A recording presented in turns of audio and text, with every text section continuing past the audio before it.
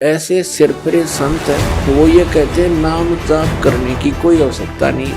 वो टीचर नहीं, वो दुश्मन है। हमें बिल्कुल ज्ञान नहीं है अध्यात्म का, और जब तक हमें अध्यात्म ज्ञान नहीं होगा ये संत हमारा ऐसे ही अडोला बनाए रखेंगे। तो दास का उद्देश्य है कि आप जी को अध्यात्म ज्ञान से इतना परिचित करवा दूं कि आप किसी से भ्रमित ना हो सके।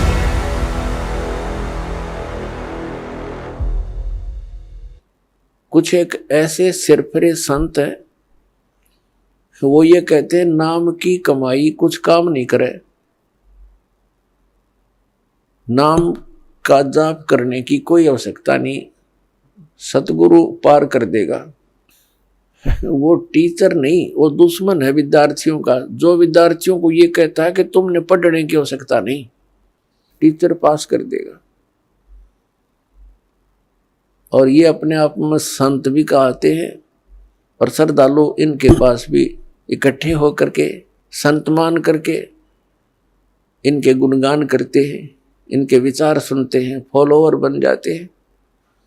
इसका कारण क्या है कि हमें बिल्कुल ज्ञान नहीं है अध्यात्म का, और जब तक हमें अध्यात्म ज्ञान नहीं होगा ये संत हमारा ऐसे ही अडोला बनाए रखेंगे। किसी ने चार अटपट बातें अलग से कर दी, हमने ऐसा लगेगा कि ये पूर्ण संत है। तो दास का उद्देश्य है कि आप जी को अध्यात्म ज्ञान से इतना परिचित करवा दूं कि आप किसी से भ्रमित ना हो सके। नाम दे देना ये तो आसान सी बात है, उसका आपने सिमरण करना है, बहुत अच्छी बात है। लेकिन बने बनाए काम ने बिगाड़ दिए। कोई सिर फिरा के कि वो संत पूर्ण है, वो ऐसा बताता है, वो ऐसा करता है, तो आप जी उनको इस ज्ञान के आधार से अपने सतर से ही रिजेक्ट कर दो कि नहीं, आप भ्रमित हैं, आप जी को ज्ञान नहीं। तो पुण्यात्माओं, अपना अनुभव बताना अच्छी बात है, लेकिन वो अनुभव उन सदग्रंथों से मेल खाता हो। जैसे एक थ्योरी होती है, जैसे बच्चे प्रैक्टिकल करते हैं लैब में, तो प्रैक्टिकल करने से पहले उनको एक लिखित विधान, उसकी प्रक्रिया दी जाती है। फिर बच्चे उनको पढ़ते हैं कि कौन सी कैसे कैसे करना है, उसको पढ़कर फिर वो प्रैक्टिकल करते हैं। तो ये ज्ञान जो है ये एक थ्योरी है, यानी ये लिखित जानकारी है जो प्रैक्टिकल हम करने जा रहे हैं। जिनकी थ्योरी ही गलत है तो प्रैक्टिकल भी ऑटोमेटिकली गलत होगा। तो हमारे जो सदग्रंथ है ये हमारी थ्योरी है, और परमात्मा के जो साधन उसमें वर्णित है वो करना हमारा प्रैक्टिकल है। फिर उनके करने से जो उपलब्धि होगी वो भी सदग्रंथों में लिखा हुआ है। फिर वो बताने की आवश्यकता कैसे पड़ेगी, अपना अनुभव बताओ।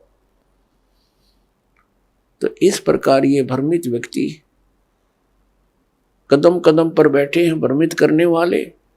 श्रद्धालुओं की कमी नहीं, श्रद्धालु को तो परमात्मा की एक विशेष कसक होती है, और वे परमात्मा के लिए भटक रहे हैं। आत्मा जब से मालिक से बिछुड़ी है, इसको उसी समय से उसकी आवश्यकता महसूस हो गई थी। जिस भक्त आत्मा ने सृष्टि रचना सुन रखी है तो उनको ज्ञान है कि पहले तो हम अपनी स्वेच्छा से इस काल भगवान के साथ लग गए और भगवान से विमुख हो गए। और जिसमें ये प्रकृति दुर्गा देवी जी इस काल भगवान के पास छोड़ी गई, उसी समय से इस काल ने हमारे साथ दुर्व्यवहार प्रारंभ कर दिया, और उसी दिन से और आज तक हमें सिवाय परेशानी के यहाँ कुछ नहीं मिला। तो उसी समय इसको महसूस हो गया था, इस दुर्गा को पुकार की थी, भगवान मुझे बचा ले। अपने पैर पे कुआड़ा मार के हम यहाँ आए हैं और पुकार करते हैं भगवान बचा ले।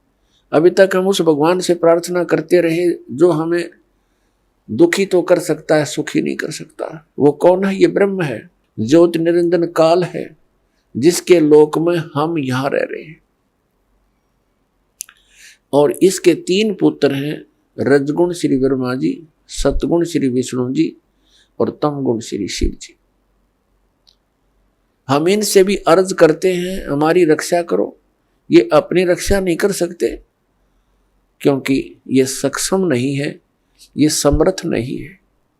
ये भी अपने कर्म के दंड को ही भोगते हैं और इनको इतना ही अधिकार दिया हुआ है कि जो जैसे कर्म करेगा वैसा ही फल तुम दे सकते हो, इससे हटकर आप कुछ नहीं कर सकते। ये केवल हमें अपना किया कर्म ही दे सकते हैं और ये काल भगवान के अधीन हैं, ये विवश हैं और अपने ही ये भाई बहन हैं।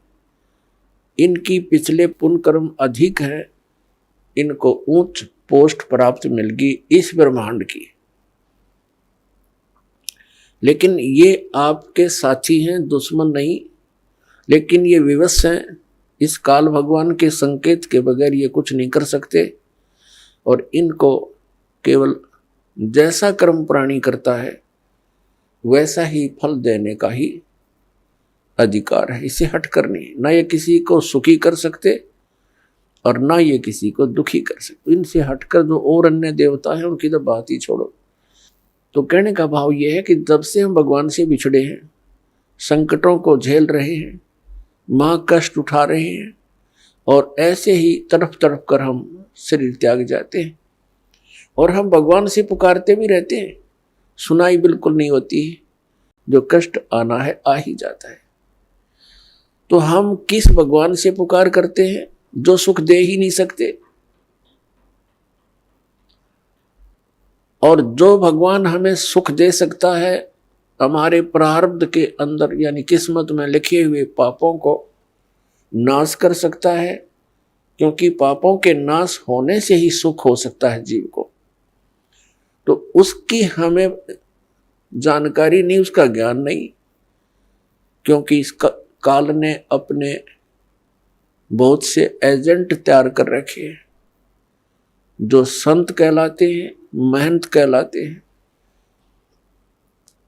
मंडलेश्वर आचार्य और शंकराचार्य कहलाते हैं।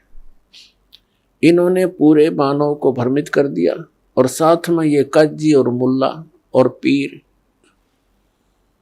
और ये ईसाई धर्म के फादर, ये सब भ्रमित हैं। इनको किसी को भी अध्यात्म पूर्ण ज्ञान नहीं।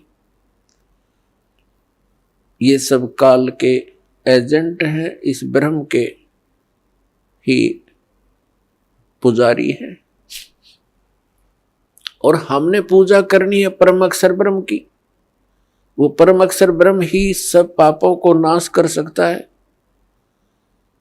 और जब तक पाप नाश नहीं होगा जीव सुखी नहीं हो सकता।